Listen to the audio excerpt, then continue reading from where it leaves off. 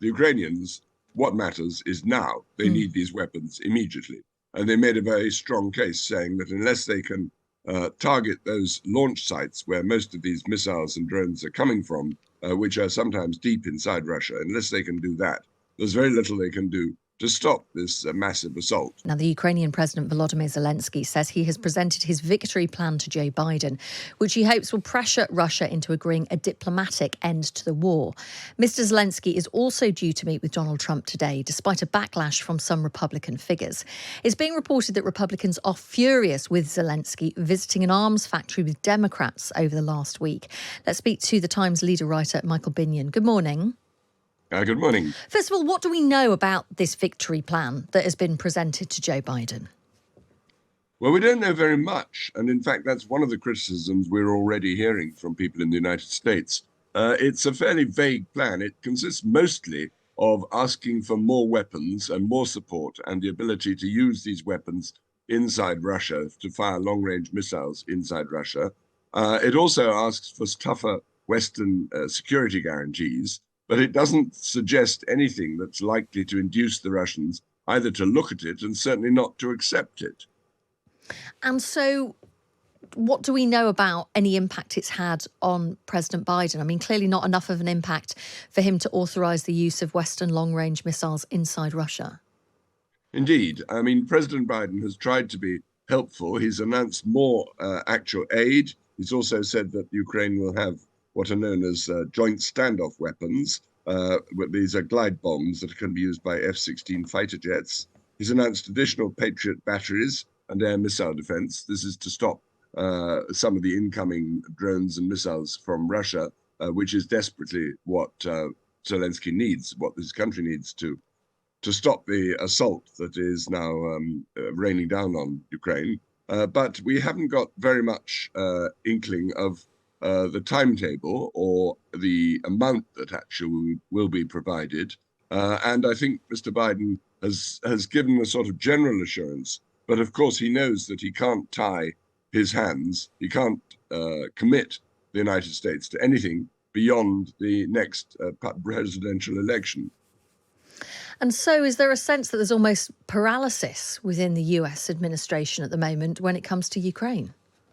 Well, not really, because Kamala Harris has been very outspoken in saying that if she wins the election, she will continue to support Ukraine. She will stand shoulder to shoulder with Zelensky, and that she will assure Ukraine that it has full United States backing. In other words, she will continue the policies of the administration. She didn't commit herself to saying that she will authorize the use of missiles, long-range missiles, inside Russia, and she didn't really say very much about the so-called victory plan.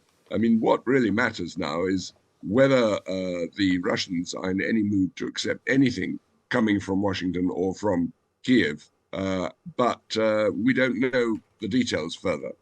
I guess the point is, though, if Biden doesn't really feel that he wants to do much, then nothing is really going to happen till November.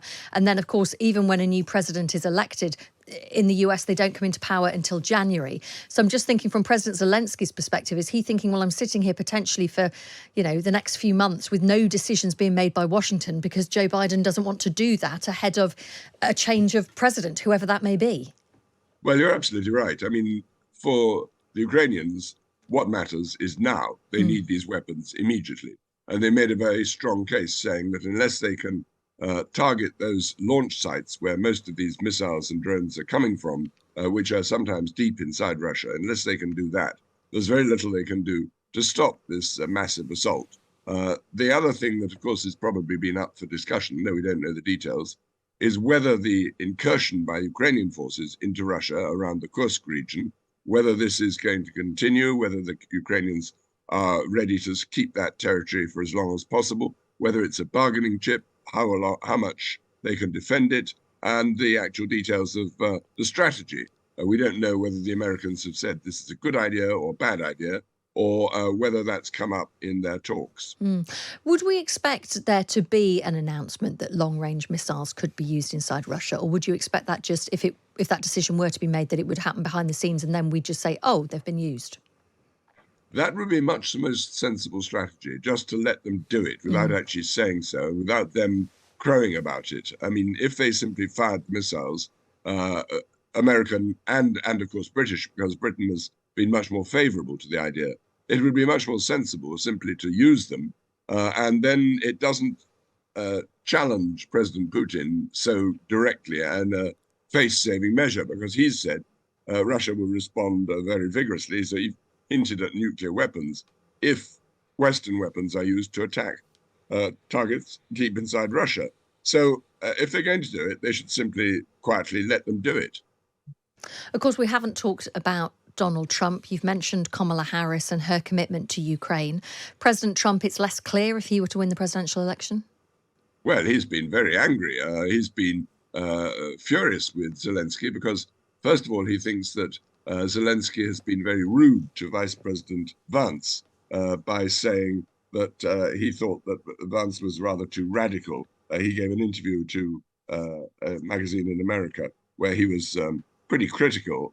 And then Trump took offense at that and sort of said, who does he think he is? And he said, the cities are smashed in Ukraine. What's the point? Why should we give them more money? And he was really quite partisan about it. And so many others in the Republican Party are also pretty skeptical about the need to continue aid for Ukraine. They sort of see it as throwing good money after bad. And Trump has himself said he'll end the conflict within days if he comes to power, which suggests that he's not really going to continue backing Zelensky in the long term. And Zelensky knows that and is extremely worried by that and is trying to seek an interview with Trump to patch things up, but it doesn't look as though they're getting very far. And Michael, finally and briefly, of course, the world's attention now and the UN over the last few days is very much turned towards the conflict in the Middle East. And that does inevitably have an impact on the policy, the time that is dedicated to Ukraine. Well, exactly. I mean, that is half the problem, that big powers don't really have the attention span for micromanaging big conflict, more than one big conflict at a time. And understandably, the situation in the Middle East is preoccupying the White House at the moment, and Mr. Biden personally, who is locked in disagreement with Binyon Netanyahu, the Israeli prime minister. And he's sort of waving the Ukrainians through, saying, yes, yes, of course, we'll look at that, we'll look at that. But I don't think he's entirely focused on that issue. And certainly it's not a priority at the moment, which, of course, is very frustrating for the Ukrainians. They want action now. They don't want just some vague promise of something, even though they would welcome and have welcomed the promise of new weapons. Really good to speak to you this morning. Thank you for your time. That is Michael Binyon. He is the Times leader writer. Really interesting that big powers don't have the attention span to micromanage multiple conflicts.